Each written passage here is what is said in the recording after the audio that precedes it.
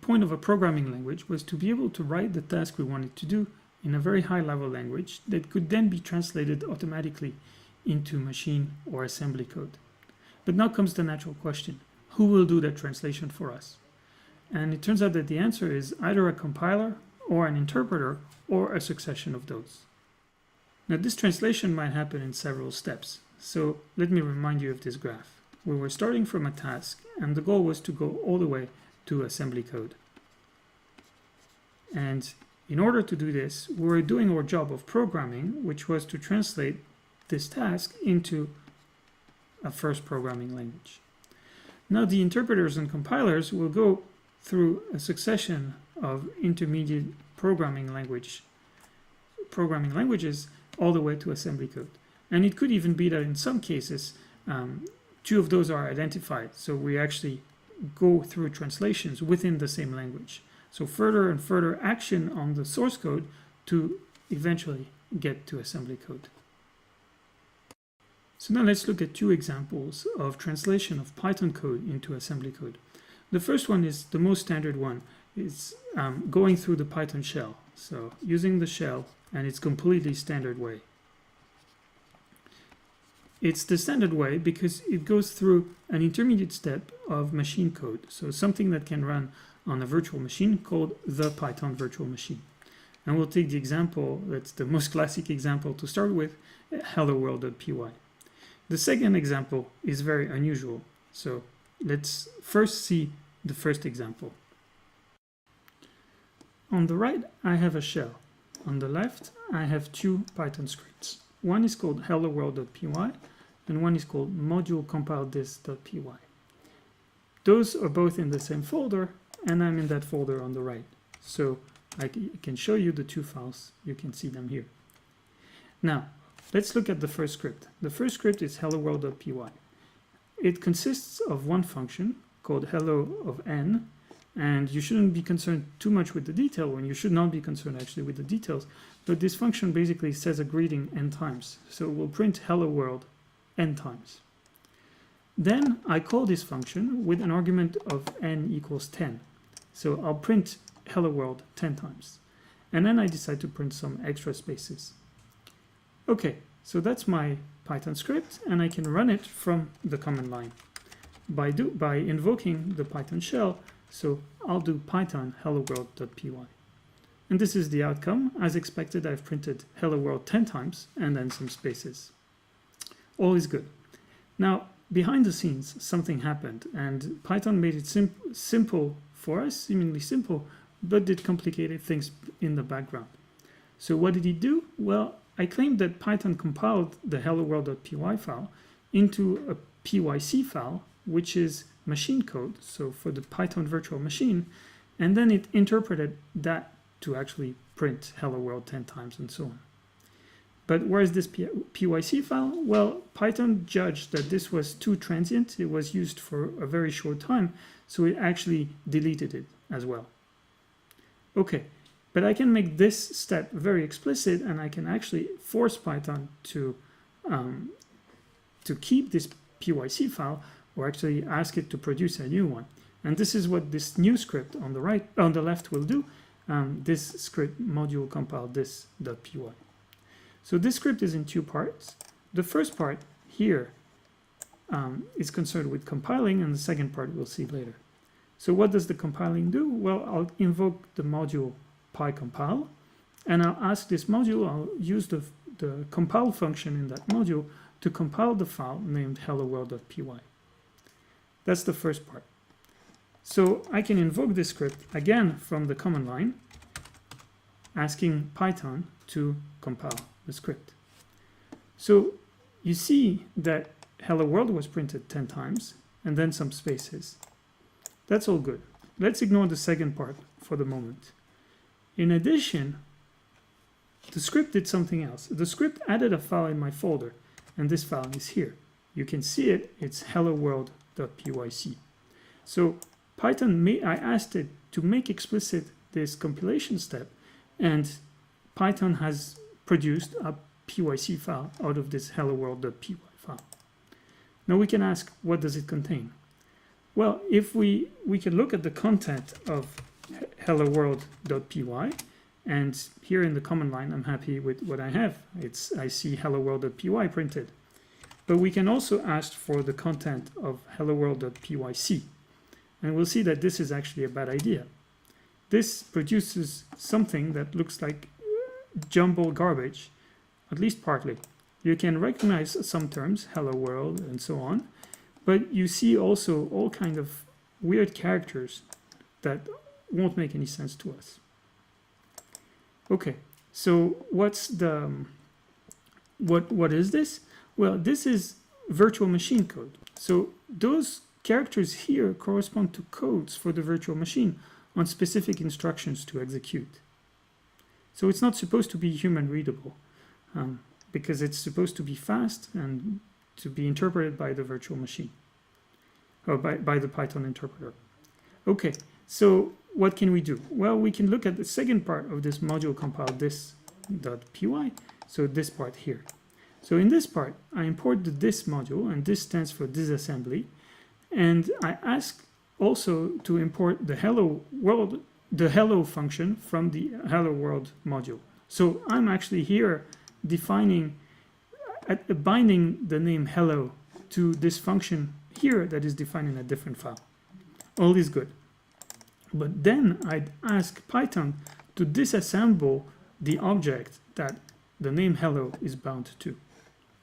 This is what's happening here, and we'll see the result now. So if I again run hello world module compile this.py, it will again print 10 times hello world, 3 spaces, produce a pyc file, and in addition now give us some more human readable interpretation of what the pyc file contains. And you can sort of identify some of the things. So you see that on the left there are line numbers here, and on the right, all the way to the right, there is some constants like hello world and range and n, things like this. And then in the middle are some instructions, and you can recognize some of these instructions like print item or print new line. And you can also see a call to a function, an iterator, and things like this. So those are all the different instructions that the virtual machine will make sense of and eventually will be translated to assembly code. That was the first and standard interaction between Python and assembly code, or the first standard translation method from Python code all the way to assembly code. Now let's look for another one that is, as I said before, much more unusual. So it's quite unusual, but you might find it useful actually for practicing some of the stuff you will learn in this course because it's easy to set up. So in this case, I'll go to the codesculptor.org website where you'll see some examples of Python program, and I'll run one. So now I'm on the CodeSculptor website. The CodeSculptor website is a website that was specifically designed for students in your situation. On this website, you can enter on the left Python code, and you can execute it and see on the right what is the output. It doesn't require anything beyond a modern web browser. So I've taken the hello world.py example again, and I've introduced it on the left. And if I press execute, you'll see on the right hello world, printed 10 times with some spaces following it. So this is great. I didn't have to install anything on my machine to be able to do this. I didn't have to install Python, for instance. Okay, so let's just look at another example, the doodle jump example. Let's see the kind of things Python can do in this weird setting. So on the left is the code, the example code, and then I'll execute it. And what happens? Well, a little game pops up, and this little game is entirely written in Python. Okay, so what happened here? How did we go from the Python code on the left all the way to some executable that a machine can run? And second question, which machine actually ran that code? Well, if you're designing this website for a lot of students to use, you don't want your own website to run this code because it would make it very slow and very taxing on the website. So instead, you want the server, the clients, the people using their browser to run this code on their machine. But at the same time, you don't want them to have to install Python on their own machine, because that would be very complicated to manage for so many students. So an alternative is to use the fact that most modern browsers have JavaScript installed. And the alternative then is to translate this Python code here to JavaScript that is then run on the web browser. And this is on the local machines, on the client machines. And this is exactly what happened here. So just to summarize, in this case, the code was translated from Python source to JavaScript code that is much more portable, translated to machine code depending on your browser, and then all the way to assembly code for your particular machine.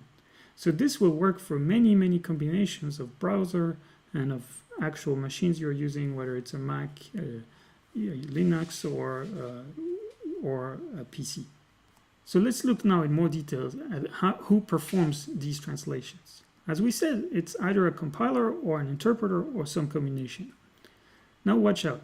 The name of the programming language is often reused for the name of the compiler or the interpreter, and this can lead to some confusion. You actually saw already an example of this. From the command line, I typed Python to ask a program of the same name to compile and interpret Python source code.